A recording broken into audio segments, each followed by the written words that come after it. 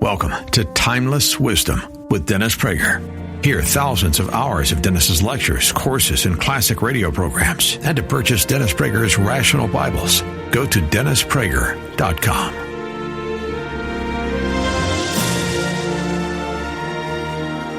Hey there, this is Marissa Streit. I am the CEO of PragerU, and you are about to listen to a special edition of Fireside Chat with Dennis Prager.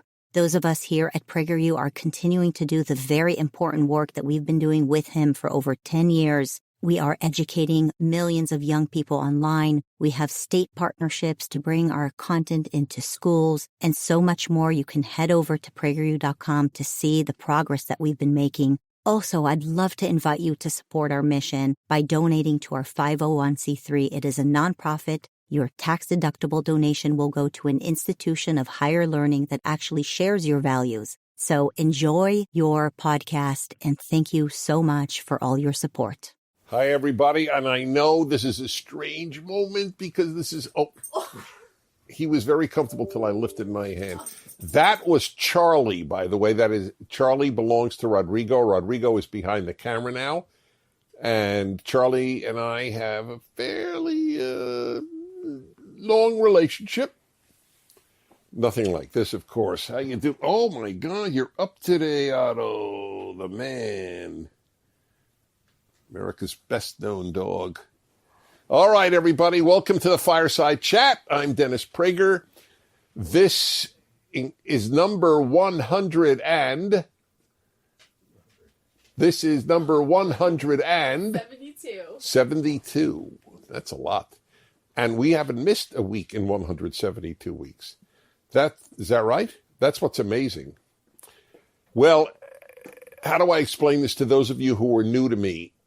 This is just a chance to completely spontaneously offer you some thoughts about life, about America, about a whole host of issues, and take your questions. And that's really what it's about. It is 99% unrehearsed. So you'll say, what is the 1%? The 1% is I do give thought to what I will open up talking about. That's true. I do. Today's opening is so important that I hope number 172 will go viral. That's how important I think this subject is. So I want to explain to you what I think is one of the 2 or 3 most important things people have clear about life in order to understand life and to have wisdom, which is the same thing as understand life. Human nature is not basically good. I've talked about this on many occasions. I have a PragerU video on it. People don't quite understand why it's as important as I know it is. And I won't give you all the reasons it's so important to understand how profoundly flawed human nature is. I want to make something clear. There is good in human nature. There's no question about that. Otherwise, you couldn't explain any goodness. There is goodness on earth, after all. There are people who are good. They work on themselves and they work on their nature, or in some cases, they're just luckily born with a really good nature that is not the usual flawed nature. But the reason I'm raising it today is that to understand what is happening in America today, this is the key thing to understand. So I'll go to the conclusion and then I'll work backwards. If you understand how flawed human nature is, you will understand what a moral achievement America is. That's it. That's the key to what I want you to understand today. See, if you have really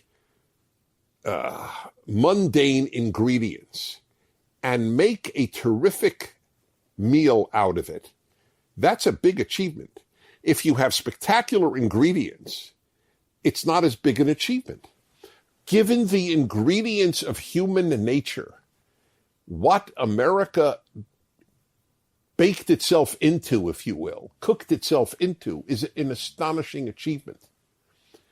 But if you think people are basically good, which a lot of people, especially the well-educated, because they don't understand much, and I unfortunately I mean that literally, they think, well, human nature is good, so of course it's astonishing how terrible America is. If you start out with the appreciation of the raw material, then you marvel at how good America became. Of course America has bad aspects to it. Of course it does. How could it not? Look at the raw material, human beings. What nation, what country, what tribe, what group has not had a profoundly flawed society? That's why, among other things, you have to compare America to other places. Who made as free a place for as many people from as many backgrounds? Nobody. That's not to say that all Americans are good. A lot of Americans are awful. In fact, more today than perhaps ever before in some ways, which is a very sad thing for me to say, because it's a very painful subject. But given, again, this raw material, it is astonishing what we made here, what Americans made here. So let me deal with this raw material. Very rarely I use notes, but there are so many lousy parts to human nature. I had to make a list of some of them. This is not an exhaustive list, and it's not in any order of importance. When you realize what people want, what animates them, and then you realize that this place has been pretty darn good with all its flaws. The flaws are completely understandable. The good parts are a riddle. The freedom, the opportunity, the working through the terrible origins that had racism in them. It's an amazing achievement given human nature. So here are some parts of human nature I thought I'd share with you that are, shall we say, difficult. No order of importance. A vast number of people, for example, yearn for power. Power. The desire to have power over other people is apparently very widespread. It is especially true in many men. And I must admit, I have a flawed nature like anybody else. This is not one of my built-in flaws. There is zero desire in me to have power over anybody else. I know it's there. I know how widespread it is, but I must tell you, I have no relationship to it. It's one of the reasons I didn't run for office. It's one of the reasons I'm conservative. I don't want anybody to have power over me either. I want me to have power over me. I want my moral code to have power over me. I want God to have power over me, and that's it. So I don't want to have power over anybody else. And that, by the way, that was the American founding dream.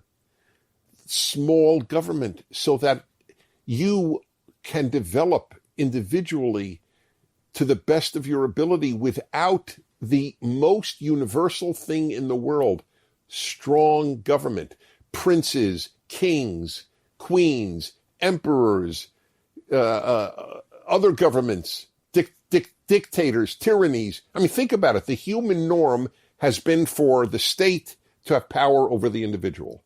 America was founded to reduce the power of the state. There is no other country in the world founded on the basis of limited government. You know how this alone ran against human nature. People want power.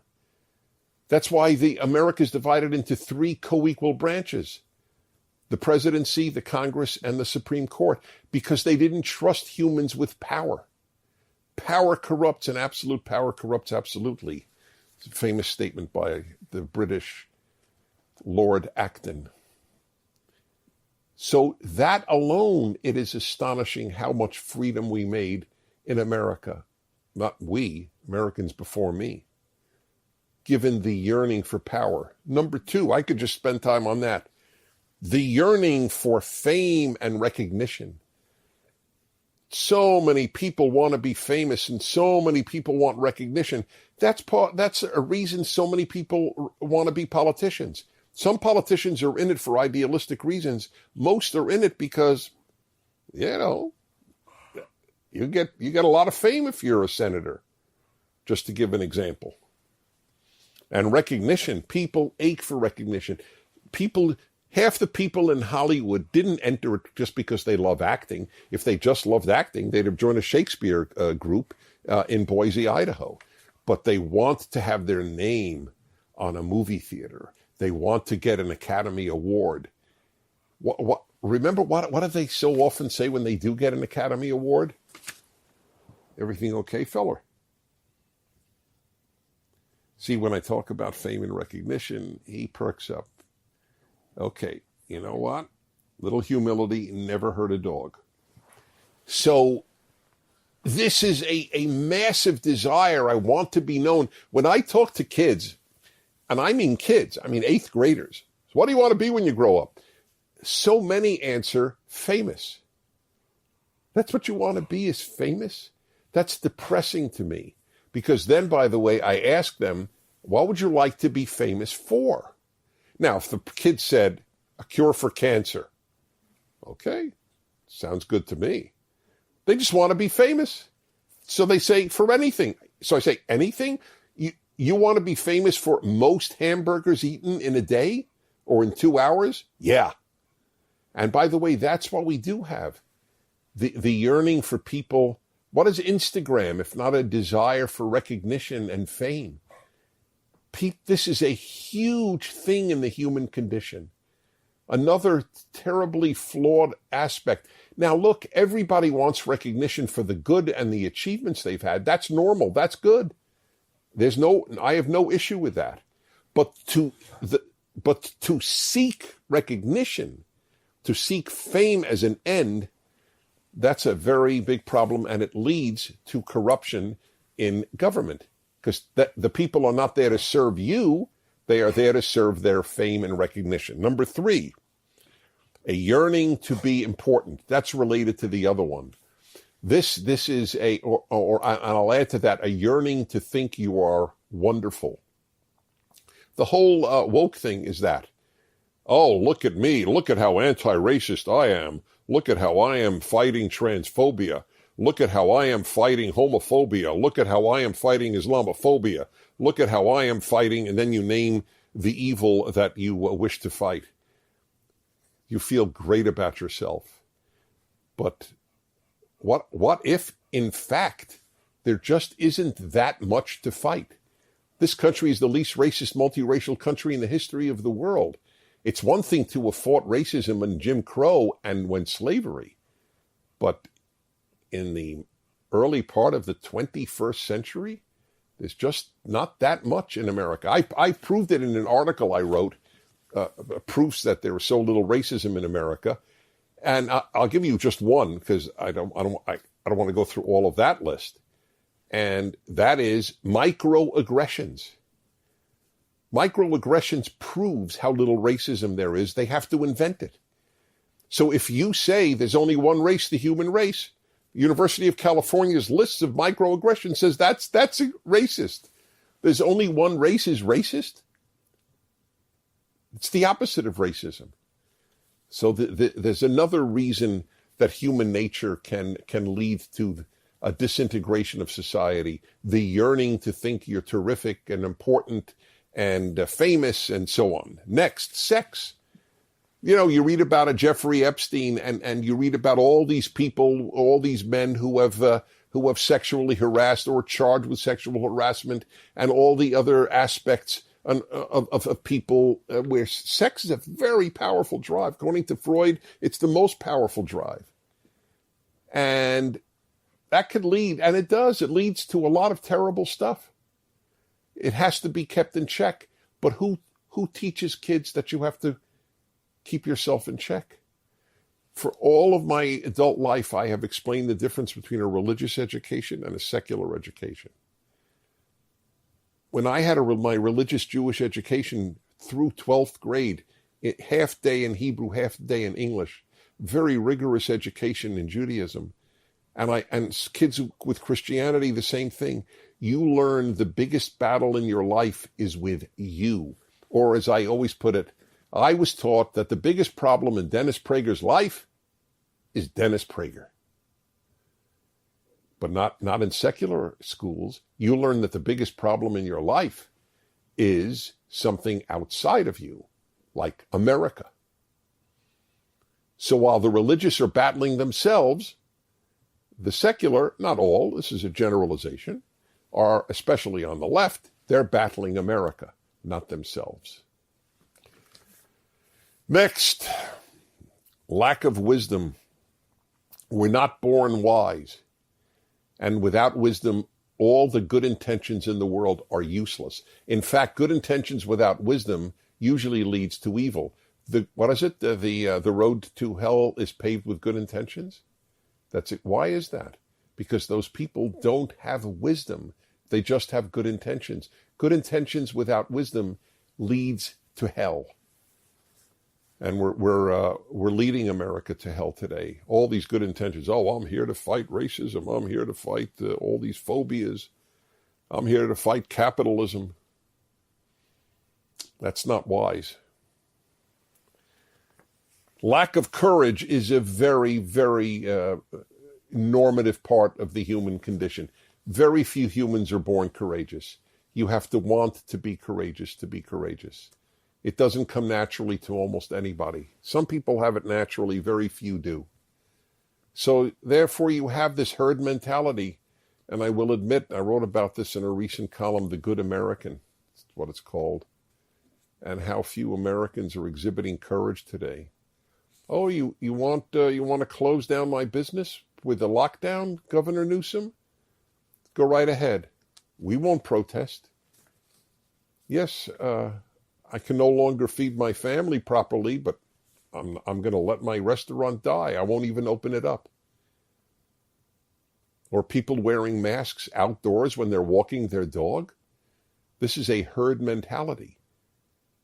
I'm not telling you not to wear a mask indoors when you go to a restaurant or when you go to a store. No. But it's a little scary to watch people walking pretty much alone outdoors and wearing a mask. That's a herd mentality. That's not science. Oh, how's this one? People don't yearn to be free. People yearn to be taken care of. I've talked about that on occasion. Liberty is a value, not an instinct. I'm talking to you about all these built-in flaws in human nature, and we still built America the way it is. The yearning for utopia. People really believe that you could make a place where there's no more inequality, and there's no more hatred, and there's no such thing as no more. That doesn't exist. We can lessen, we can improve, and we have. But you can't have a place with none of these things. It doesn't exist except in the imagination of PhDs. Ingratitude. Oh, God, that alone explains what's going on in America. Human beings are not grateful by nature. I have a simple proof. How many times have you been told when you were a kid, or did you tell your kids, say thank you? If we were naturally grateful, why would we have to be told 10,000 times, say thank you? Because it doesn't come naturally. Gratitude is a value, not an instinct. Ingratitude is normal. And that's what the left has for America. They are not only ungrateful, they teach others to be ungrateful. I would say that if I had to define the average BA, master's, or PhD, it's a degree in ingratitude. That's what you get at our schools today. How can we produce ungrateful people? And ungrateful people are miserable human beings, in both senses of miserable, unhappy, and the way they treat other people. Ungrateful people are awful people, and our schools produce them in the millions. Oh, finally, the psychological impediments to being a decent person. Even all the built-in, then there's other stuff. The person who just has physiological issues, psychological, physiological issues, which prevents them from appreciating what they have. So it's incredibly hard to make a decent society with this raw material. So America's divided between left and right. The right knows how flawed human nature is and says, wow, what an achievement America is. The left doesn't acknowledge how flawed human nature is and looks at it and goes, what a miserable society. Okay, that's important stuff, if I'm allowed to say that myself. We begin with your questions. Take it away. Hi, my name's Sophia Ducal. I'm 17 years old and I'm from Newport Beach, California. So at least half of Americans, some 74 plus million people, feel they were robbed of their constitutionally granted voice in this past election. How do you suggest, or what do you suggest these Americans do to cope with the fact that there appears to be somewhat of a double standard and one party seems to be above the law? Okay, well, look, it's true. Tens of millions of Americans are very suspicious with regard to the last election. But the question, if I may, Sophia, is even larger than that, because people can dismiss it. Oh, you're crazy. You're paranoid. You're hallucinating. You're making up stuff. So let's talk about stuff, the division in America that can't be denied. The suppression of free speech. Half of America thinks it's okay, and half of America thinks it's evil to suppress free speech. That's one we could all acknowledge that we have this massive division on. When I fight using clarity. Clarity is my best weapon. Where I can have, it happens on my radio show. Look, I have 35 years of practice of dialoguing and debating with people who don't agree with me. And I've learned a lot, obviously. And one of the things is, and it happens a lot, and it's very touching, where someone will call up and disagree with me, and then I'll give an answer very calmly, and then there's a little silence, and they go, oh. And I always commend them because they actually listened to my answer and then took it in. So 40 to 50% of America's young people think it's okay to suppress hate speech. They say, oh, we believe in free speech, but not for hate speech. But of course, they don't realize then they're not for free speech. Free speech includes hate speech, or what you define as hate speech. Otherwise, what is the point of free speech? Otherwise, free speech means there's only free speech for love speech. Then there isn't free speech. Who's against free speech for love speech? Nobody's suppressing, I love you. It's where people differ. And you then have been taught to label what you differ with hate speech. If somebody actually says, I don't think it's fair for biological men to compete against biological women in sports, why is that hatred? You may differ with them. You may think it's fair. I think it's cheating. Because if biological men can, in fact, compete against biological women in sports, then there's no reason for women's teams to begin with.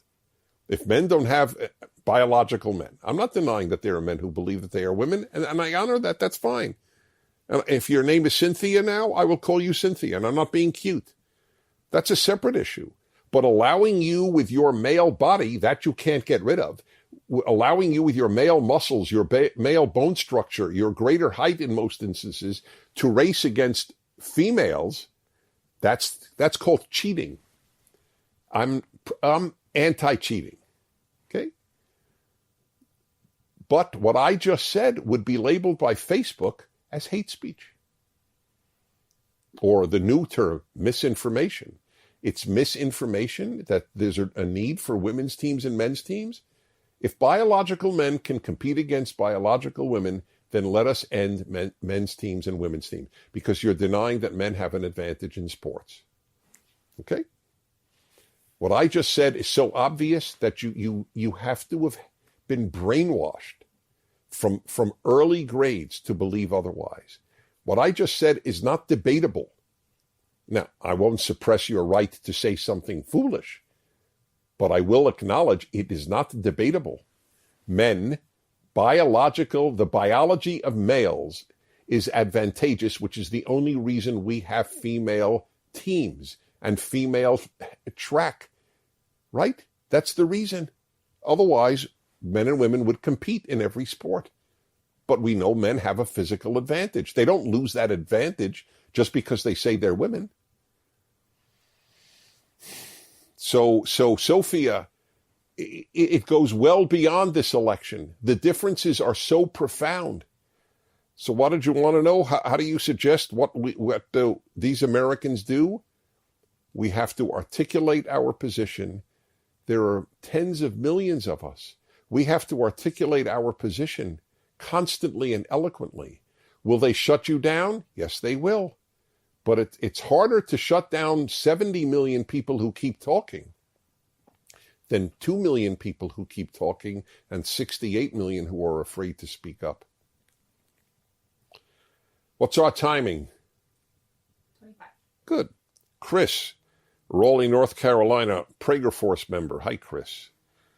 Hi, Dennis, Otto, Snoopy, and Megan's arm. Wow. Got another one. That is nice. I hope when I am your age, Dennis, I have experienced a full enough life to have an ounce of the wisdom you possess. The issue is not that I've had a full life. I've had a full life. The reason that I have wisdom is because I was steeped in religion from a very early age. And it's because, and this I don't even take credit for, I wanted wisdom from a very early age. You have to, whatever goal you want, you have to want it. You don't become a decent person, a good person even, just by being one. You have to want to become one. You have to want to be wise, and you can become wise. That's the reason I have read wiser thinkers than me. But you don't learn wiser thinkers than you any longer in American schools. They dropped Shakespeare because he's a white male. But who cares if he's a white male? I only care if he has wisdom to impart. But the unwise are now teaching our kids how to be unwise. So now that Chris's question continues. In a recent Fireside Chat, you mentioned a moral obligation to be happy. Can you expand on the idea of being and not acting happy, especially in hard times? Thank you for everything you do. You're welcome. Thank you for your thank you. Well, my whole thesis is we have a moral obligation to act happy. We cannot impose our bad moods on others any more than people impose their bad breath or bad body odor on others. And just like we wash away our odors, we should wash away our moods. So I'm adamant about that. It is, even if you're feeling bad, you can't inflict your bad mood on me. Now, I'm not talking about people who have no capability of controlling themselves because of physiological problems, the manic depressive or the schizophrenic, for example. I understand that. I understand that if you just lost your child, you're not going to be walking around smiling.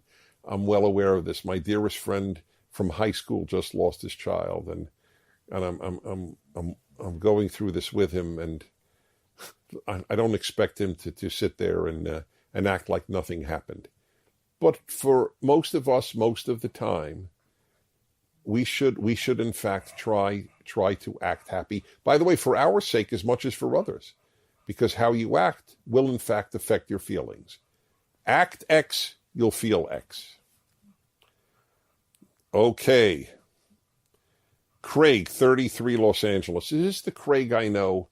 He is a nuisance. This guy's like a stalker. Tell him. I will. Oh. Unbelievable. What are your Super Bowl predictions? So let me explain. I know why he asked this, because he thinks I'm out of it. Now, you guys are witnesses. Not only did I know who's playing, I told you the quarterbacks' names. Is that correct? That's true. Okay, just want to make that clear. But since you asked, Tampa Bay. Okay. That's not to say they will. I'm just telling you what I think will happen. So I'll ask you something, Craig. Who's going to win the Stanley Cup? To which he's going to say, what sport is that? I got him. He thinks it's a guy named Stanley gives a cup away. Okay. Got him back, didn't I? What's our state? We're at 29. Oh, we are. Oh, let's see. Wow. Oh, the next one is so good. Eric in Benton, Pennsylvania.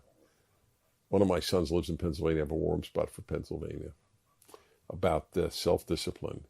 So stay tuned for the next Fireside Chat. That's the best way to do it. Listen, folks, what I began with is really important. I marvel at what good has been produced in this country, given human nature, and given how much corruption has torn down societies around the world because of human nature. That's basic to judging a society. Given human nature, what did it produce? Okay, thanks for being with me. On behalf of Otto, why are you hyperventilating? Okay, that's my man. Thanks for being with me. See you next week. Tomorrow on Timeless Wisdom with Dennis Prager. Well, this one is personal. On a boat to, of all places, Antarctica, with 70 listeners to my radio show, I gave 2 talks on my life, one personal and one the development of my ideas. This is a full 2 hours. I hope you'll enjoy it. Join us tomorrow to hear more on Timeless Wisdom with Dennis Prager. This has been Timeless Wisdom with Dennis Prager. Visit DennisPrager.com for thousands of hours of Dennis's lectures, courses, and classic radio programs, and to purchase Dennis Prager's Rational Bibles.